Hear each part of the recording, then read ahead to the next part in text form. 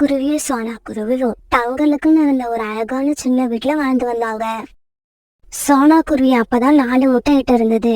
அதை பார்த்து ராணா குருவும் சோனா குருவியும் ரொம்ப சந்தோஷப்பட்டாங்க. கொஞ்ச நாள் போனதுக்கு அப்புறம் அந்த 4 முட்டையிலும் 4 குருவி குழந்தைகள் வெளியே வந்தாங்க. 4 குழந்தைங்களும் பார்த்த ராணா குருவியும் சோனா குருவியும் ரொம்ப சந்தோஷமா இருந்தாங்க. ராணா குருவியும் சோனா குருவியும் தங்களுடைய குழந்தைங்களை ரொம்பவும் அன்பா கவனிச்சுக்கிட்டாங்க. அவங்களுக்கு தானியங்களை கொண்டு வந்தாங்க, இனிப்பான பழங்களையும் கொண்டு வந்தாங்க. தன்னோட குழந்தைங்களுக்கு எந்த குறைவும் இல்லாம பாத்துக்கிட்டாங்க. அவங்களுக்கு நேரம் கிடைக்கிறப்ப எல்லாம் அந்த குழந்தைங்க கூட பேசி குழந்தைங்களோட குரலை கேட்டு ரொம்ப சந்தோஷப்பட்டாங்க. அந்த குழந்தைங்க போடுற சத்தத்தால அந்த வீடு ரொம்பவும் மகிழ்ச்சியா இருந்தது. ஆனா இந்த குழந்தைங்களோட சத்தம் சோனா குருவி வீட்டுல இருந்து கொஞ்ச தூரம் தள்ளில இருந்த காங்களுக்கு ரொம்பவும் இம்சையா இருந்தது. காலுஜி, இந்த சோனா குருவியோட குழந்தைங்க சத்தம் பெரிய தொல்லையா இருக்கு. என்னைக்கு இந்த குழந்தைங்க பிறந்துச்சோ அன்னையில இருந்து என்னால நிம்மதியா தூங்கவே முடியல. கோரி, உனக்கு மட்டும் இல்ல, அந்த குழந்தைங்க கத்துற சத்தம் எனக்கும் பெரிய தொல்லையாதான் இருக்கு. இதோ இருங்க, நான் இப்பவே போய் அந்த சோனா குருவிய சத்தம் போட்டுட்டு வரேன். போடுற சத்தத்துல அந்த குழந்தைங்க வாயை திறந்து பேசவே கூடாது. இப்படி சொன்ன கோரிக்காவும் பிறகு சோனா குருவி வீட்டை நோக்கி பறந்து போச்சு. கோரிக்காவை சோனா குருவி வீட்டுக்கு போனப்ப ராணா குருவி சோனா குருவியும் வீட்டுல இல்ல, அவங்க உணவு தேட போயிருந்தாங்க. ஆனா அந்த சமயம் சோனா குருவியோட குழந்தைங்க பாக்கிறதுக்காக புறா, ரீட்டா, கிளி, ரோனி குருவி இப்படி எல்லாரும் வந்திருந்தாங்க. என்ன கோரி, குழந்தைங்கள பார்க்க வந்தியா? குழந்தைங்கள பார்க்க வந்த நீ வெறுங்கையோட வந்திருக்க. அவங்களுக்கு எதுவும் வாங்கிக்கிட்டு வரலையா? நான் ஒண்ணு இந்த குழந்தைங்களை பார்க்க வரல. இந்த குழந்தைங்களை இனிமே சத்தம் போடாம பாத்துக்கணும்னு சோனா குருவி கிட்ட சொல்லிட்டு போகலாம்னு வந்தேன். இந்த குழந்தைங்க போடுற சத்தத்தால என்னால நிம்மதியா தூங்க முடியல. பெரிய தொல்லையா இருக்கு. என்னது, குழந்தைங்க சத்தம் போடாம இருக்கணுமா? இந்த குழந்தைங்களோட சத்தத்தை கேட்கறதுக்காக தான் நாங்கெல்லாம் இங்க வந்தோம். நீ என்னடானா குழந்தைங்க சத்தம் போடாம இருக்கணும்னு சொல்ற. இங்க பாரு ரீட்டா, உனக்கு இந்த சத்தம் பிடிச்சிருந்தா இந்த குழந்தைங்களை தூக்கிட்டு போய் உன் வீட்டுல வச்சுக்க. கோரி, என்ன பேசுற? உனக்கு இது வரைக்கும் குழந்தை எதுவும் பிறக்கல, அதனாலதான் இப்படி இருக்க. உனக்கு குழந்தைங்க பிறந்துருச்சுன்னா இந்த சத்தத்தோட அருமை என்னன்னு உனக்கு அப்பதான் புரியும். ஆமா கோரி, ஒவ்வொரு வீட்லயும் கல்யாணம் ஆன பறவைகள் எல்லாரும் இந்த குழந்தை சத்தத்தை கேட்கதான் ஏங்குவாங்க. நீ மட்டும் தான் இந்த குழந்தைங்க சத்தம் தொல்லையா இருக்குன்னு சொல்ற. இப்படி எல்லா பறவைகளும் ஒரே மாதிரியா பேச கோரிக்காக உடனே தன்னோட வீட்டுக்கு திரும்பி வந்துடுச்சு. காலுஜி, நான் அங்க போனப்ப சோனா குருவியும் வீட்டுல இல்ல. இருந்தாலும் அங்க இருந்த புறா, ரீட்டா, கிளி, ரோனி இவங்க எல்லாம் என்ன அவமானப்படுத்தி அனுப்பிட்டாங்க. அவமானப்படுத்தினாங்களா? என்ன சொன்னாங்கன்னு சொல்லு. கோரி, உனக்கு இன்னும் குழந்தை பிறக்கல, அதனாலதான் குழந்தைங்க சத்தத்தோட அருமை புரியல, அப்படி இப்படி நீ பேசி என்னை எதுவுமே பேச விடாம பண்ணிட்டாங்க. கோரி, இதுக்கப்புறம் இந்த விஷயத்தை என்கிட்ட விட்டுடு. இப்ப சத்தம் போட்டுக்கிட்டு இருக்க இந்த குழந்தைங்களை எப்படி சைலண்ட் ஆக்குறதுன்னு எனக்கு தெரியும். காலுஜி, எப்படி அந்த குழந்தைங்களை சைலண்ட் ஆக்க போறீங்கன்னு எனக்கு கொஞ்சம் சொல்லுங்க. இதுவரைக்கும் காகமா இருக்கிறனா, இதுக்கப்புறம் கழுகா மாற போறேன். என்னது, நீங்க கழுகா மாற போறீங்களா? காலுஜி, உங்களுக்கு ஏதாவது மந்திர சக்தி கிடைச்சிடுச்சா? இதையே இத்தனை நாளா என்கிட்ட சொல்லவே இல்ல. கோரி, கொஞ்சம் பொறுமையா இரு. நான் எப்படி கழுகா மாற போறேன்னு நாளைக்கு உனக்கு தெரியும். மறுநாள் பொழுது விடிஞ்சிச்சு. சோனா, எங்க அம்மாவுக்கு உடம்பு சரியில்லைன்னு தகவல் வந்தது. நான் போய் அவங்கள பார்த்துட்டு 2 நாள்ல திரும்பி வந்துடுறேன். என்னங்க, அத்தைய நான் வந்து பார்க்க வேண்டாமா? நானும் வரேன். வேண்டாம் சோனா, நாம 2 பேரும் இங்க இருந்து போயிட்டா குழந்தைங்களை யார் பாத்துக்கிறது? நீ குழந்தைங்களை பாத்துக்கிட்டு வீட்லயே இரு, நான் மட்டும் போயிட்டு வந்துடுறேன். இப்படி சொன்ன ராணா குருவி தன்னோட அம்மாவை பார்க்க பறந்து போச்சு. காலையில சீக்கிரமா எழுந்திரிச்ச காலுக்காக உடனே பக்கத்து காட்டுக்கு பறந்து போச்சு. பிறகு பக்கத்து காட்டுல இருந்து கழுகோட தலை மாதிரி இருக்கிற ஒரு மாஸ்க வாங்கிட்டு திரும்பி வந்தது. கோரி, இந்த மாஸ்க நான் மாட்டிக்கிட்டா கழுகு மாதிரியே மாறிடுவேன். அப்புறம் அந்த குழந்தைங்க என்ன பார்த்து பயந்து போய் வாயை திறந்து சத்தமே பாட மாட்டாங்க. காலுஜி, உங்க பிளான் பக்காவா இருக்கு.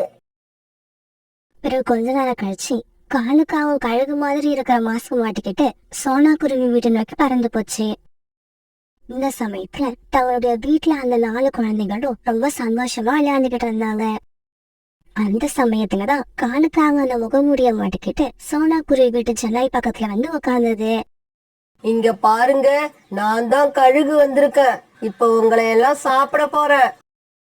காலுக்காக இப்படி சொன்னதை கேட்ட குழந்தைங்க 4 பேரும் பயந்து போய் விளையாட்டை நிறுத்திட்டு அந்த கழுகை பார்க்க ஆரம்பிச்சாங்க.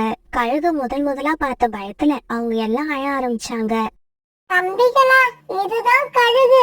நம்ம சத்தம் போட்டோம்னா நம்மள கொண்டு தின்னுடும். இங்க பாருங்க, இதுக்கப்புறம் உங்கள யாராவது சத்தம் போட்டீங்கன்னா நான் உங்க எல்லாரையுமே கொண்டு தின்னுடுவேன். சத்தம் போடாம உட்கார்ந்து இருக்கணும். காலுக்காக இப்படி சொன்னதும் எல்லா குழந்தைகளும் கண்ணீர் விட்டு அழுதுகிட்டே சத்தம் போடாம உட்கார்ந்திருந்தாங்க. சத்தம் போடாம இருந்தா மட்டும் பத்தாது, இப்படி அழுதுகிட்டே இருக்கணும். இங்க பாருங்க, நான் உங்க வீட்டுக்கு பக்கத்துலதான் உட்கார்ந்துருப்பேன். ஏதாவது சத்தம் போட்டீங்க உடனே வீட்டுக்குள்ள வந்து உங்களை கொன்னு தின்னுடுவேன். இப்படி சொன்ன காலுக்காவும் பிறகு அங்கிருந்து பறந்து தன்னுடைய வீட்டுக்கு போயிடுச்சு.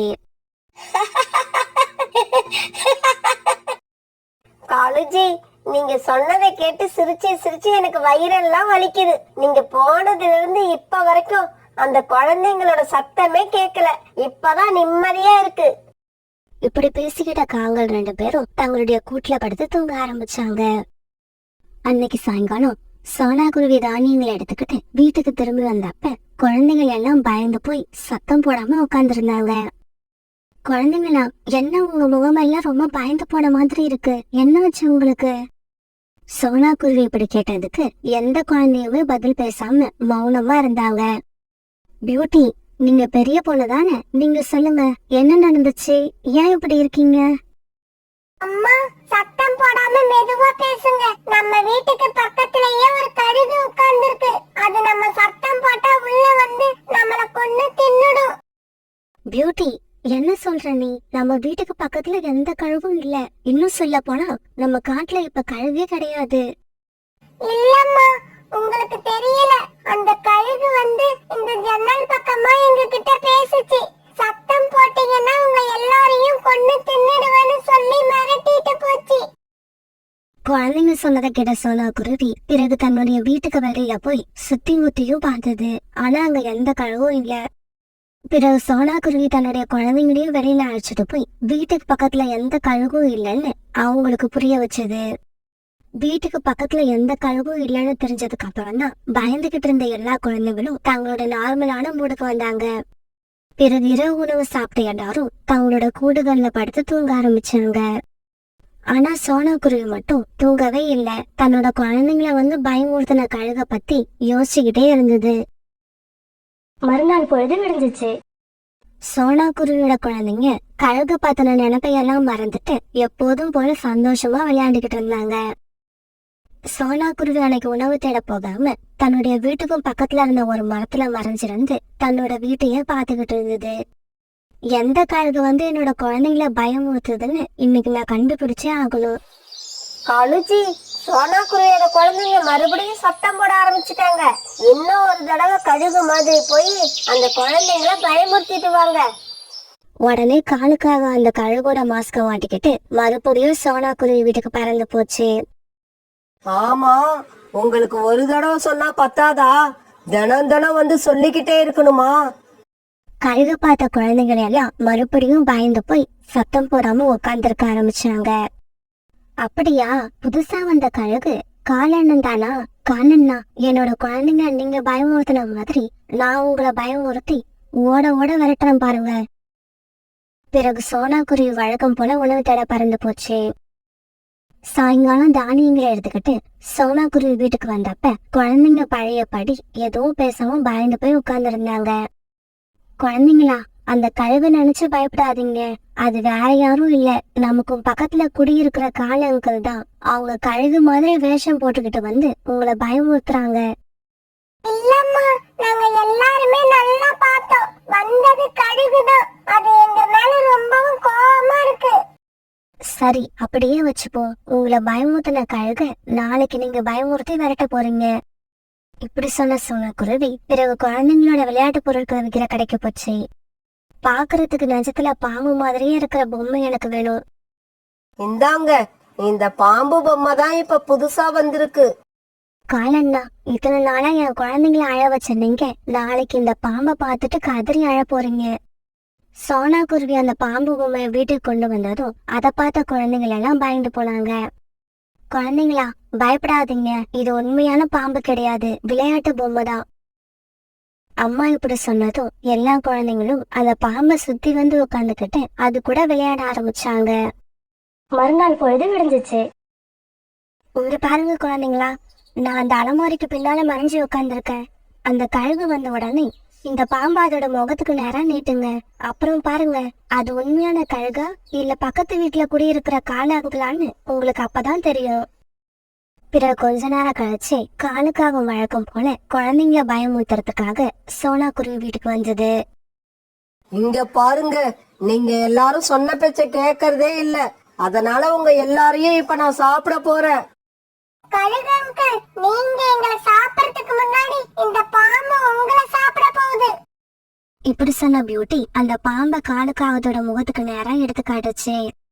காப்பாத்துங்க, என்ன காப்பாத்துங்க, பாம்பு பாம்பு வந்துருச்சு, என்ன யாராவது காப்பாத்துங்க. இப்படி கத்தன காலுக்காகவும் பிறகு கழுகு முகமுடிய அங்கேயே போட்டுட்டு தன்னுடைய உயிரை காப்பாத்திக்கிறதுக்காக அங்க இருந்து வேகமா பறந்து போச்சு. ஆனா சோனா குருவி காலுக்காகத்தை விடவே இல்ல. தன்னோட குழந்தைங்களை அழைச்சிட்டு வெளியில வந்த சோனா குருவி அவங்களை எல்லாம் வரிசையா உட்கார வச்சுட்டு அந்த பாம்பை தூக்கிக்கிட்டு காலுக்காக பின்னாலேயே பறந்து போச்சு.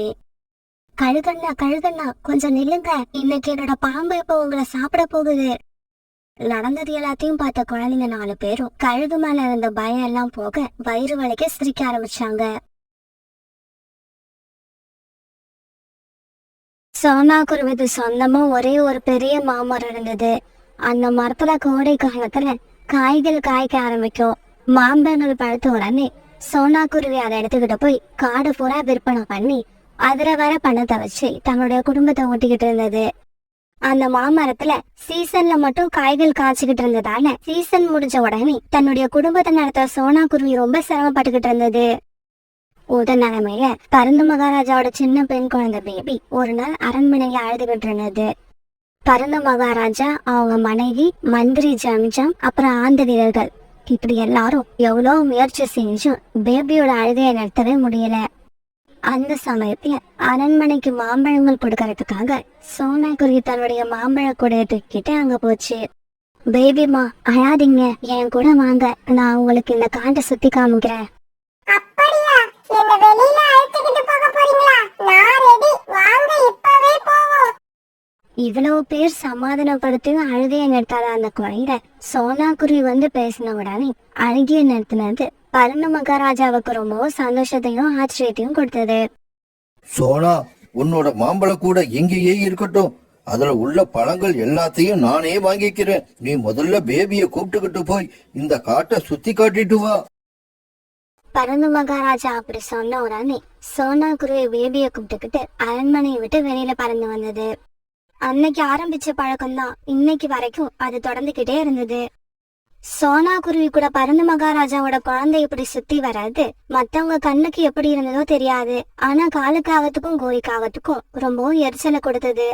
காலுஜி, தினமும் மாம்பழங்களை தூக்கிக்கிட்டு நல்ல வெயில்ல இந்த காட்டை சுத்தி சுத்தி வந்துகிட்டு இருந்த சோனா குருவி இப்பெல்லாம் ரொம்பவும் சொகுசா வாழ ஆரம்பிச்சிருச்சு. கோரி, சோனா குருவிக்கு இப்ப நம்ம காட்டு அரண்மனையில ரொம்பவும் நல்ல பேரு இருக்கு. அது இப்ப என்ன சொன்னாலும் அரசரும் அரசியும் கேட்பாங்க. காலுஜி, அந்த நிலைமை மாறணும். அரண்மனையில இப்ப சோனா குருவிக்கு இருக்கிற மதிப்பும் மரியாதையும் அப்படியே நமக்கு வரணும். உன்னோட ஆசை இந்த ஜென்மத்துலன்னு இல்ல, இன்னும் எத்தனை ஜென்மம் எடுத்தாலும் நடக்கவே நடக்காது. ஏற்கனவே இந்த காட்டுல எது திருட்டு போனாலும் நம்ம மேலதான் சந்தேகப்படுறாங்க. இந்த நிலைமையில உனக்கு இப்படி வேற ஆசை இருக்கா? காலுஜி, நீங்க நடக்காதுன்னு சொல்றத நடத்தி காட்டுறதுலதான் இந்த கோரியோட திறமையே இருக்கு. அப்படியா? நீ என்னதான் நடத்தி காட்ட போற? காலுஜி, நாம எப்படியாவது பருந்து மகாராஜாவோட குழந்தை பேபியே என்னோட சிஷ்யன் பூமரை வச்சு கடத்தி கொண்டு போய் எங்கேயாவது ஒரு இடத்துல அடைச்சி வைக்கணும். அப்படி செஞ்சா என்ன நடக்கும்னு நீ எதிர்பார்க்கற? குழந்தைய காணோம்னு அரண்மனையில உள்ள எல்லாரும் தேடுவாங்க. சோனா குருவியை எல்லாரும் கேள்வி மேல கேள்வியா கேட்பாங்க. கோரி, அதனால நமக்கு என்ன லாபம்? சோனா குருவி தான் பேபிய கடத்தி எங்கேயோ கொண்டு போச்சு, அத நாங்க கண்ணால பார்த்தோம்னு நாம சொல்லணும். நாம அப்படி சொன்னா சோனா குருவிய பருந்து மகாராஜா எப்படியும் ஜெயில அடைச்சு வச்சிருவாரு. அப்புறம் என்ன நடக்கும்? அதுக்கப்புறம் தான் முக்கியமான சீனே இருக்கு. நாம 2 பேரும் அந்த பேபி குழந்தைய நாம கண்டுபிடிச்ச மாதிரி அழைச்சுக்கிட்டு போய் அரண்மனையில நிறுத்தணும். கோரி, உன்னோட மூளை எவ்வளவு சூப்பரா வேலை செய்யுது தெரியுமா? நாம மட்டும் இந்த பிளான கரெக்டா நடத்தி முடிச்சிட்டோம்னா அரண்மனையில நம்மள எல்லாரும் தலைமையில தூக்கி வச்சு கொண்டாடுவாங்க. சரி சரி, நடக்க போறது நினைச்சு சந்தோஷப்பட்டது போதும். நாம இப்பவே போய் பூமரை பார்த்து அந்த பேபி குழந்தைய கடத்த சொல்லுவோம்.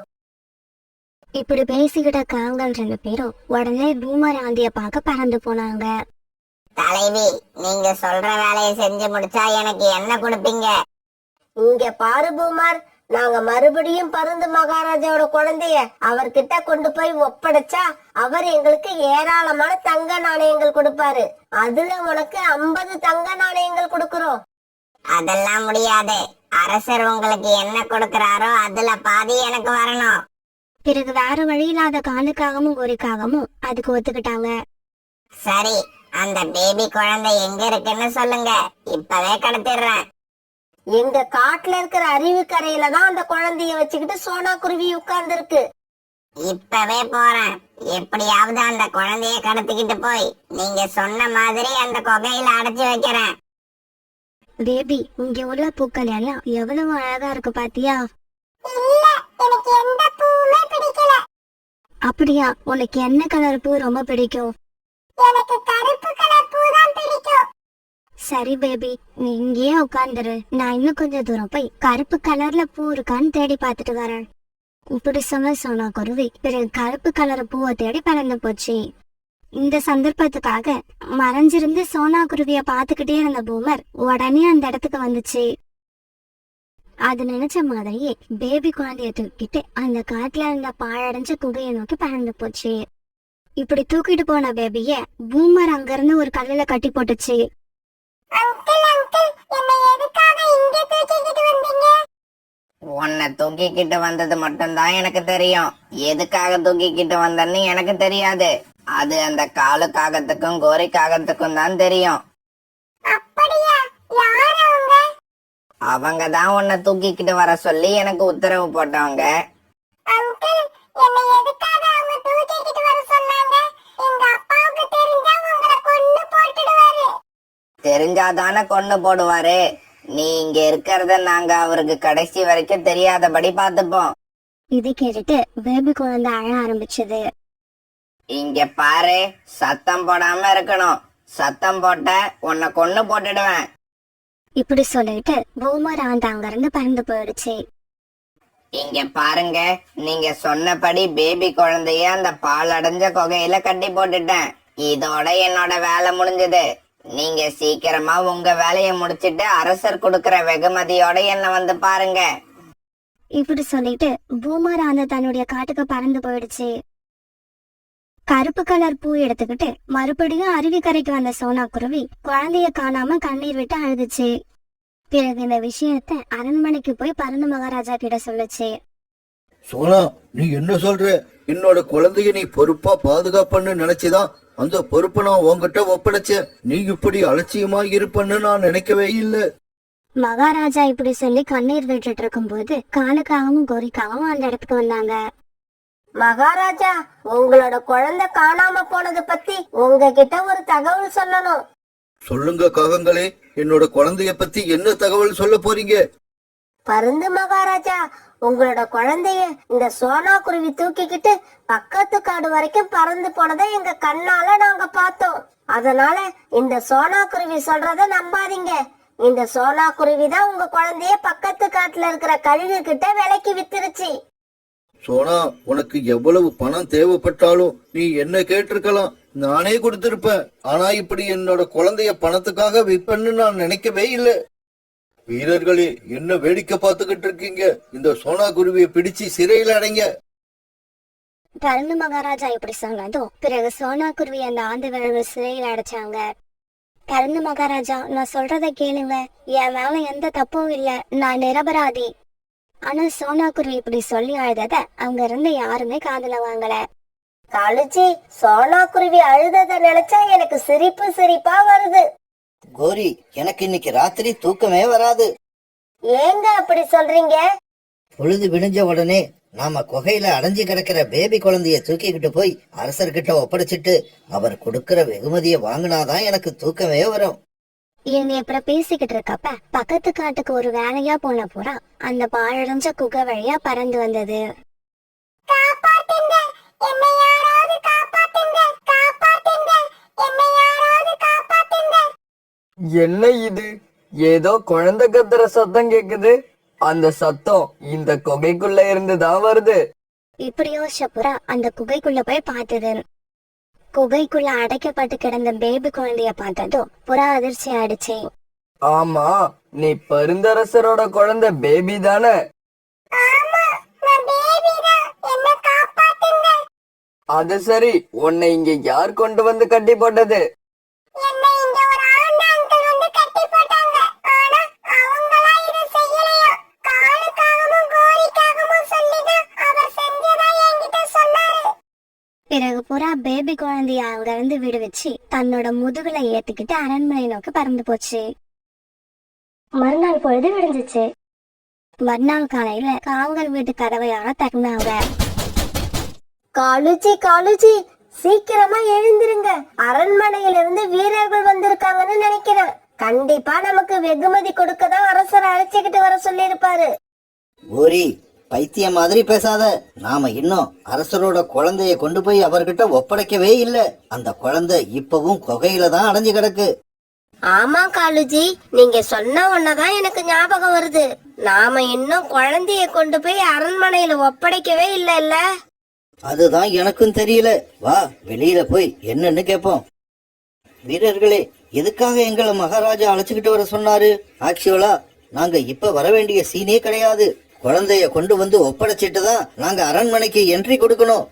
அரசரோட குழந்தைய நீங்க கொண்டு வந்து அரண்மனையில ஒப்படைக்கணும்னு அவசியம் இல்ல. அந்த குழந்தை ஏற்கனவே அரண்மனைக்கு வந்து சேர்ந்துடுச்சு. இப்படி பேசிக்கிட்ட காவல் 2 பேரும் பிறகு ஆண்டு வீரர்கள் கூட அரண்மனைக்கு பறந்து போனாங்க. அடிக்காதீங்க, அடிக்காதீங்க, நாங்க உண்மைய சொல்லிடுறோம். குழந்தைய கடத்த சொன்னது மட்டும்தான் நாங்க. பக்கத்து காட்டுல இருக்க பூமர் வந்துதான் குழந்தைய கடத்திக்கிட்டு வந்துச்சு. பிறகு கொஞ்ச நேரத்துக்கு அப்புறம் பூமர் ஆந்தைய அரண்மனை வீரர்கள் கொண்டு வந்து அடி அடிச்சாங்க. இப்படி கொஞ்ச நேரம் அடிச்சாங்க. பிறகு தலைக்கே தொங்க விட்டாங்க.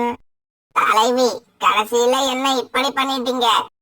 பூமர், நீதான் 50 பொற்காசுகள் எனக்கு பத்தாது, அரசர் கொடுக்கற பாதி வெகுமதியை எனக்கு கொடுங்கன்னு கேட்ட. அதனாலதான் உன்னையும் அழைச்சிக்கிட்டு வர சொல்லிட்டோம். பிறகு பருந்து மகாராஜா நடந்ததுக்கு மன்னிப்பு கேட்டுட்டு சோனா குருவிக்கு நிறைய வெகுமதி கொடுத்து வீட்டுக்கு அனுப்பி வச்சாரு.